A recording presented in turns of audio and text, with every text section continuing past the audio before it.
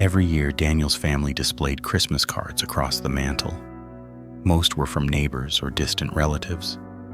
But one card always stood out, an old-fashioned postcard with a faded illustration of a snowy cabin and the words, "Warmest Christmas wishes, 1954. Daniel's mother said it came from his grandfather's sister, Aunt May, who died decades ago. It always arrived in a dust-covered box of ornaments, and no one remembered actually receiving it. But the family treated it like a keepsake. This year was different. Daniel had just moved back home for winter break. While decorating, his mom handed him the old postcard. "Put this one on the mantel. Dad likes it there." Daniel set it up, but as he did, he noticed something strange. The postcard wasn't blank inside anymore. There was handwriting, fresh, as if written yesterday. It said, "Daniel, I'm glad you're home. I've missed seeing the house full, May." He assumed it was a prank. His parents swore they didn't write it. They both looked genuinely confused when he showed them. They brushed it off. He didn't. At around 2 a.m., Daniel heard something moving downstairs. A slow, deliberate shuffle. He went to check. The postcard was lying face down on the floor. He picked it up and saw new writing beneath the first message. Same elegant, old-style cursive. "The house feels cold. Could you light the fire for me?" The fireplace was ice cold, though they'd lit it earlier that evening. Daniel put the card back on the mantel, heart hammering. His father woke him around midnight. "Did you turn on the record player?" They didn't own a record player, but downstairs, an old Christmas tune, one from the 1950s, played softly, warbling like it was coming through a damaged speaker. The postcard sat propped open, turned to face the living room. And inside, a third message. "I like the music. It reminds me of the night I died." His mom turned white. His dad muttered that it must be kids messing around.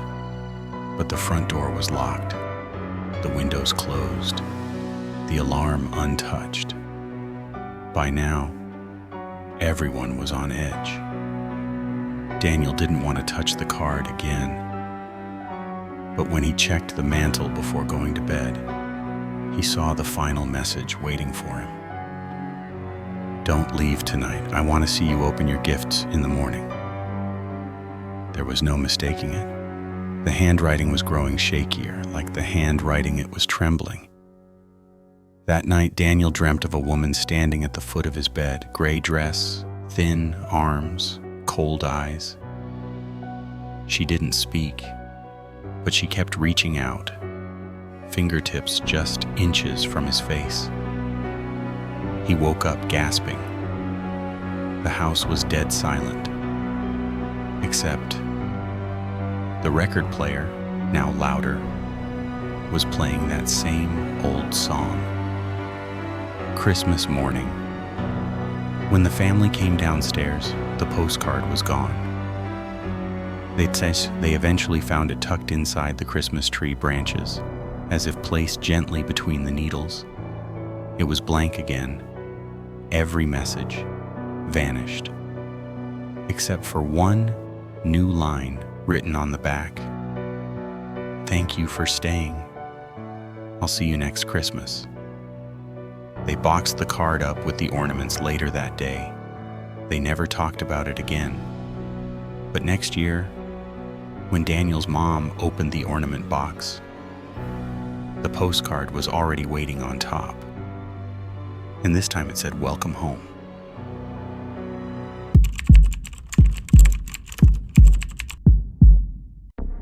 This happened to a woman named Lena, who grew up in a remote part of Minnesota where winters could swallow entire weeks in white silence. She was in her 30s when this occurred, And though she's tried to rationalize the details since, she admits that every December, she still sleeps with the hallway light on. 10 years ago, Lena returned to her childhood home for Christmas. Her parents had passed away, but she kept the house maintained while she decided whether to sell it. It was supposed to be a quiet, solitary holiday, just her, the snow, and the old fireplace she'd loved as a kid. Her first night back, she noticed something odd.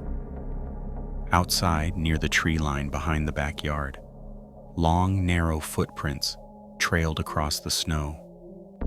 Not boot prints, not paws. They looked like someone was walking barefoot, heel to toe, despite the freezing temperature.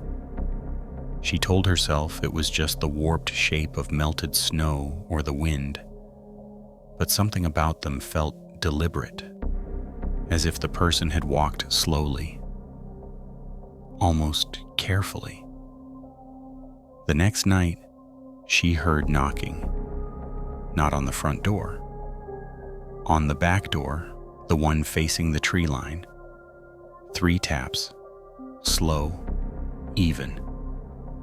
She froze at the kitchen table, where she'd been wrapping a few last-minute gifts. It was almost midnight.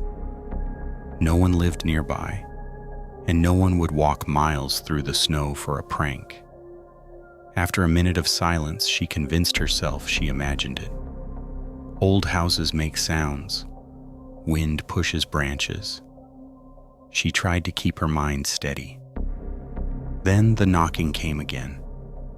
3 taps, a pause, then 2 more, like someone was trying to figure out the right rhythm to get her attention. She didn't open the door. Instead, she turned off the lights and checked from the hallway window that looked into the yard. At first, she saw nothing, just snow, trees, and the dim orange glow of the porch light reflecting off ice. Then she saw movement. A pale figure stood just beyond the reach of the porch light, motionless, facing the door. She couldn't make out details, only the outline of someone tall, thin, and lightly dressed, as if wearing only a shirt. No coat, no hat. She ducked away from the window, heart thundering. She stayed awake until dawn, checking periodically, but the figure never approached again. The next morning, she found more footprints. The same narrow, barefoot impressions. They led from the tree line to the back steps and then circled the house twice before stopping beside the basement windows. She told herself she'd leave the next day. She'd stay one more night to rest, then pack up and go home. But that night, Christmas Eve, is when everything escalated. Around 2 or 3 in the morning, Lena woke to a sound she couldn't immediately identify. It wasn't knocking this time. It was something like dragging. A soft, slow scrape moving along the side of the house, traveling from one window to another, as if someone was leaning against the wall, pulling their hand across the siding as they walked. Then came a sudden tap against the bedroom window, just once. She didn't breathe. She didn't move. She stared at the blinds, the thin sliver of darkness visible beneath them, and she prayed whoever or whatever was out there didn't know she was awake. Another tap, then another. Like fingernails, not knuckles. After nearly an hour of silence, she gathered the courage to peek outside. But instead of finding a person outside her window, she saw something else, a thin trail in the snow. Not footprints this time, but a long, sweeping line, beginning at the tree line and snaking toward the house, like something had crawled or dragged itself forward on its stomach. It led directly to her bedroom window, then veered around the corner toward the backyard. She backed away from the window and called a neighbor who owned a truck. She didn't explain much, just said she needed to leave immediately. He came within half an hour. But the strangest part came when they walked outside. On her back porch, pressed lightly into the snow, was a handprint. Not a normal one. It was long, with fingers far too slender and too long for any adult she'd ever seen. And in the center of the palm, there was a small patch of melted snow, as if the hand that pressed against it had been warm, even on a night well below zero. She didn't stay to investigate. She didn't even grab all her belongings. She left the house that night and never returned alone again. Eventually, she sold it, and to this day, she refuses to drive down the old road that leads to it. But the neighbor, he had one final detail. When he asked Lena which window had been tapped, she pointed to the one in her bedroom. He stared at her, confused. Because when he'd arrived earlier that morning, the snow beneath that window was untouched. No footprints, no marks, nothing showing anyone had been there at all. But the handprint on the porch? That stayed, frozen into the snow long after Lena was gone.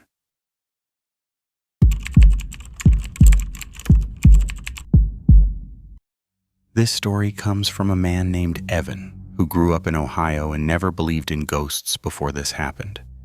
He just says it was something that didn't belong in his house, and that he hopes it never finds its way back to him. When Evan was 17, his family spent Christmas at his grandmother's old farmhouse, one of those places built long before insulation or central heating existed.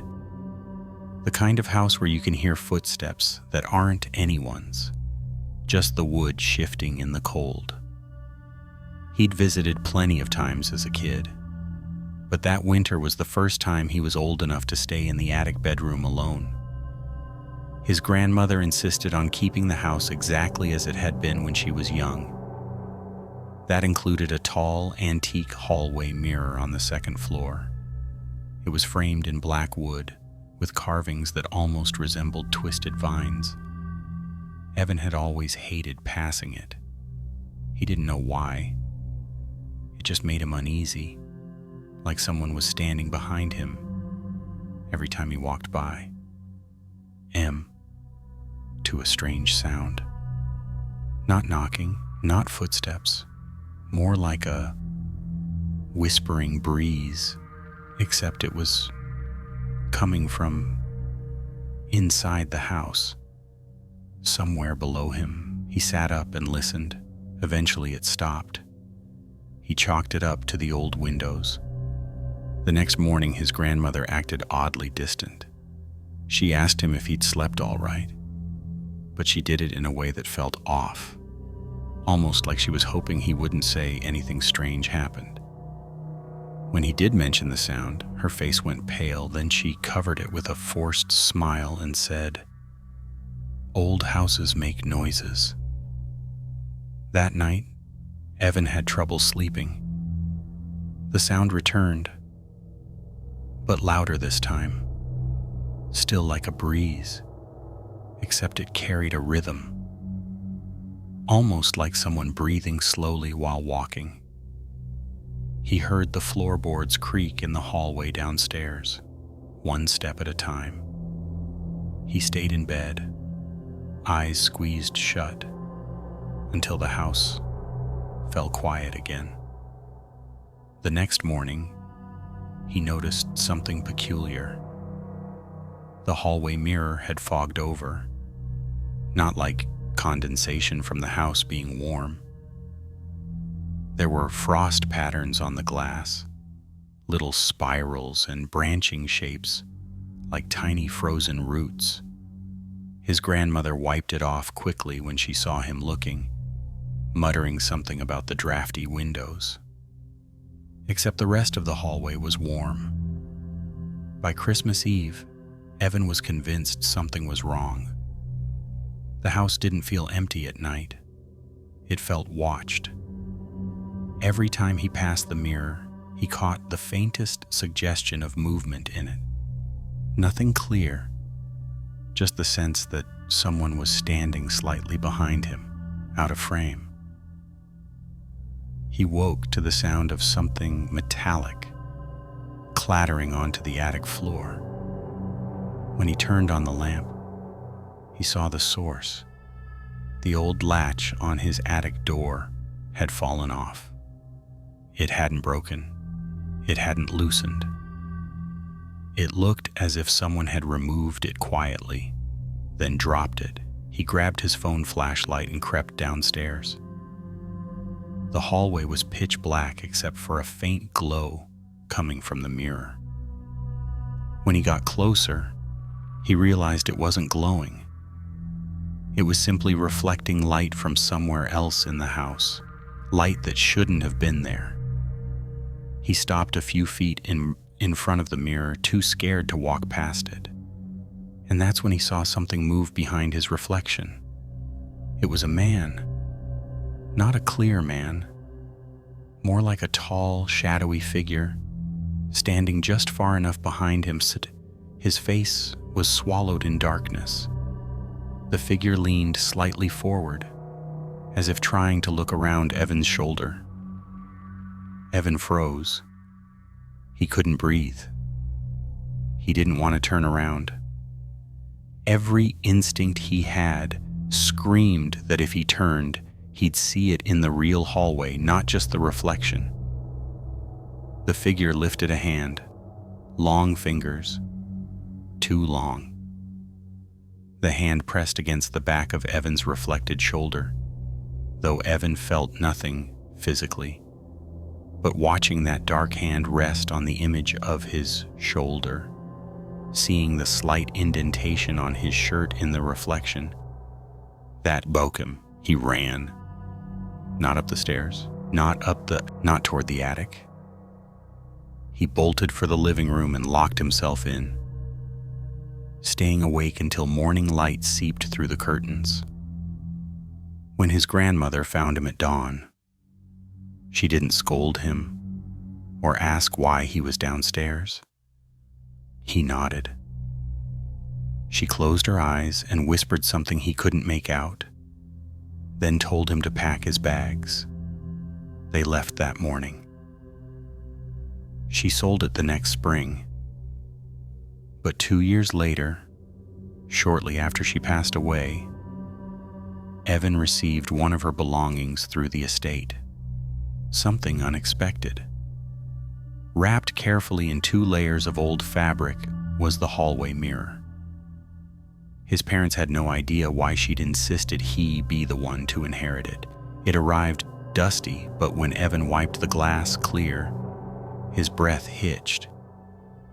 In the corner of the mirror, faint and frost-like, were handprints. 2 of them. One on each side of where a person's shoulders would be if they were standing right in front of it. Like something had once rested its hands there and was waiting to do it again.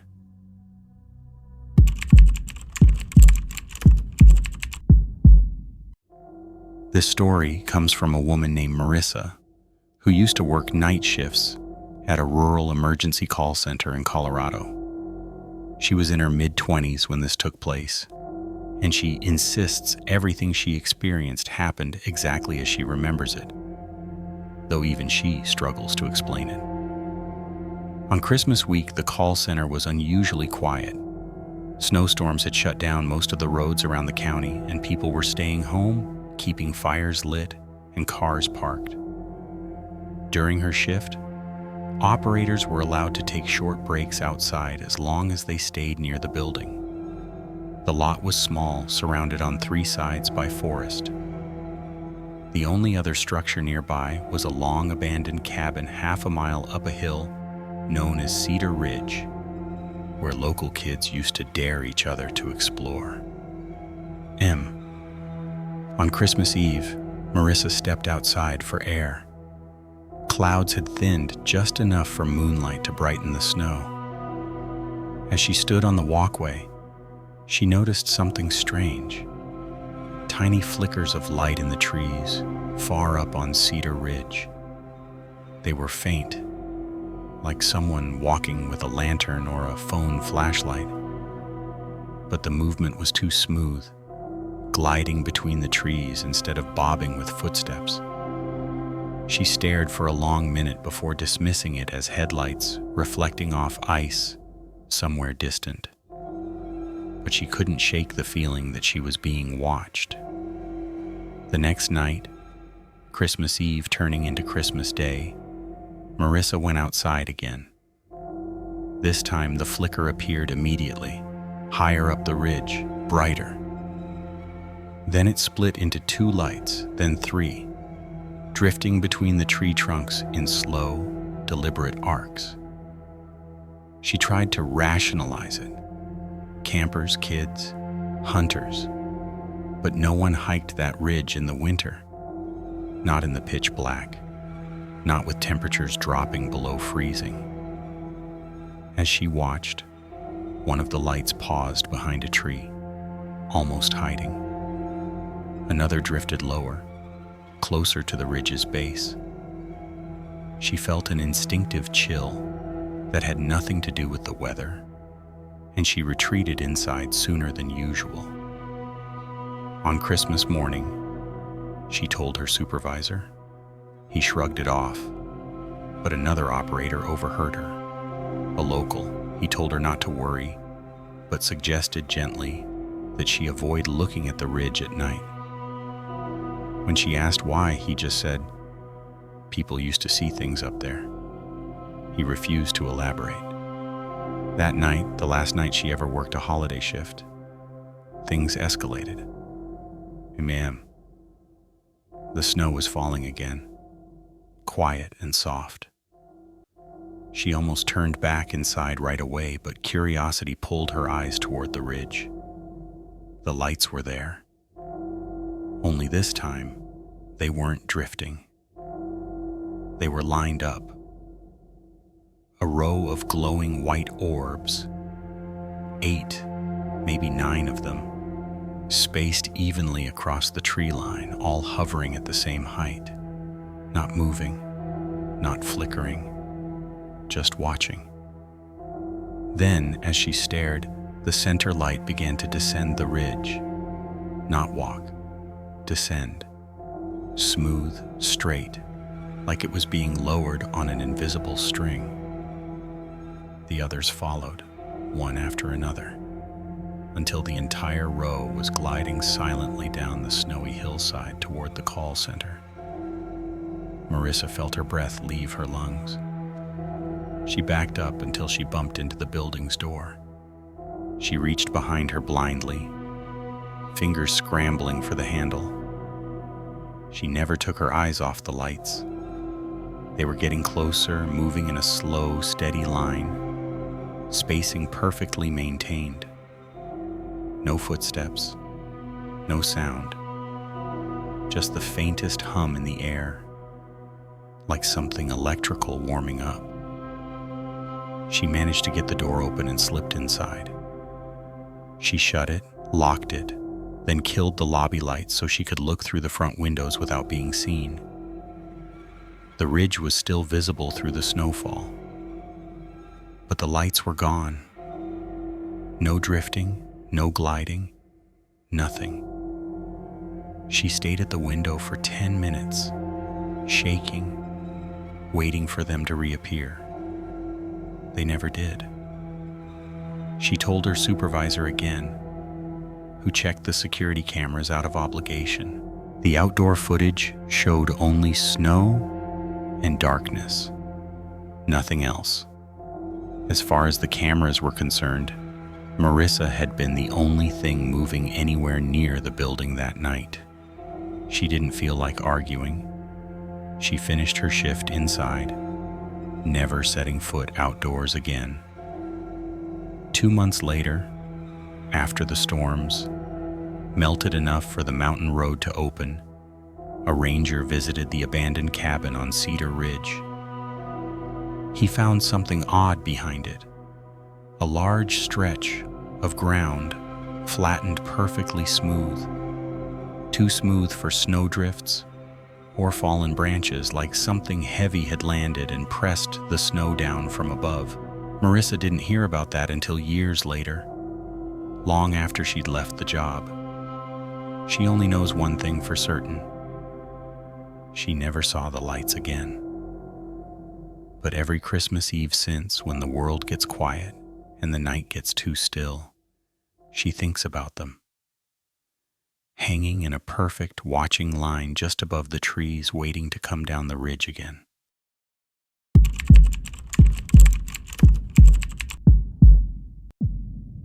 This happened to a man named Thomas, who used to work maintenance for a small mountain lodge in Vermont.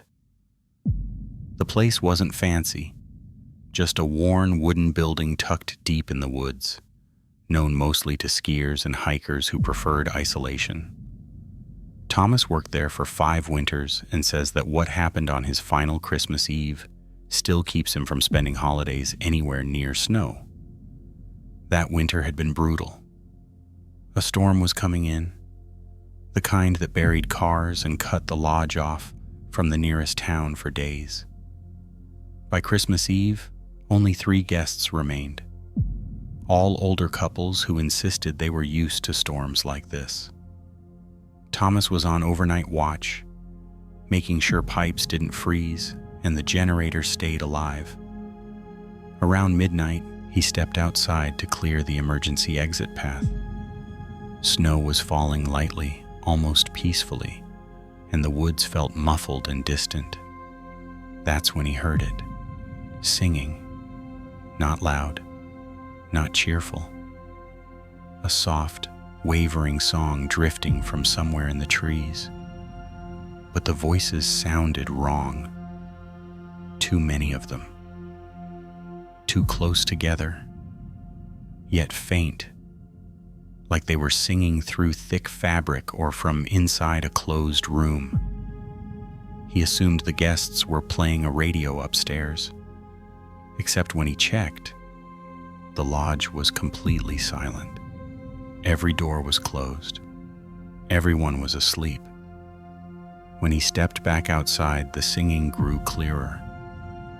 It was coming from the tree line beyond the lodge's back parking area, voices humming in low harmony, slow and drawn out, like the singers were cold or exhausted. He called out, asking if anyone needed help. The singing stopped instantly. The woods went silent.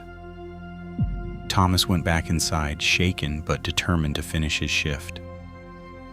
Snowstorms played tricks on sound, he told himself. Maybe some distant cabin echoed through the trees. Maybe the wind carried something strangely. He tried to believe that. While he was inspecting the boiler room, he heard footsteps directly above him. Soft, dragging steps, dozens of them, moving across the wooden lobby floor. No guest rooms were on that floor. No one should have been there.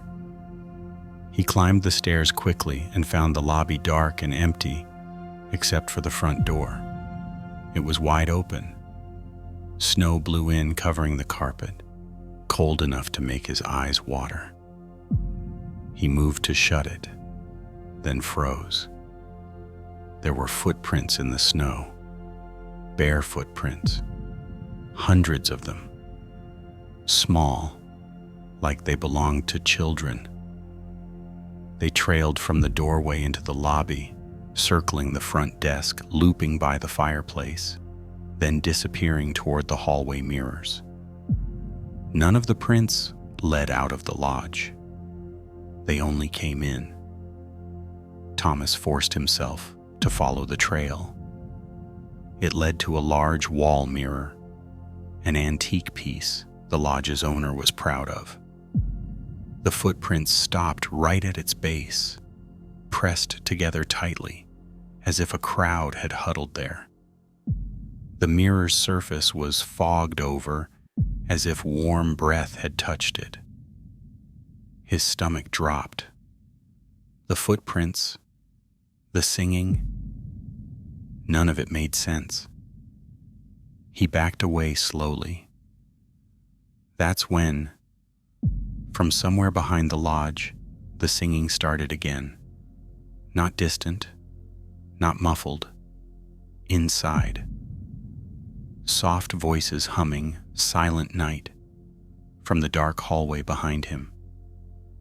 He didn't stay to find out where they were. He slammed the front door shut, locked it, and ran to wake the remaining guests. By the time they gathered in the lobby, the singing had stopped.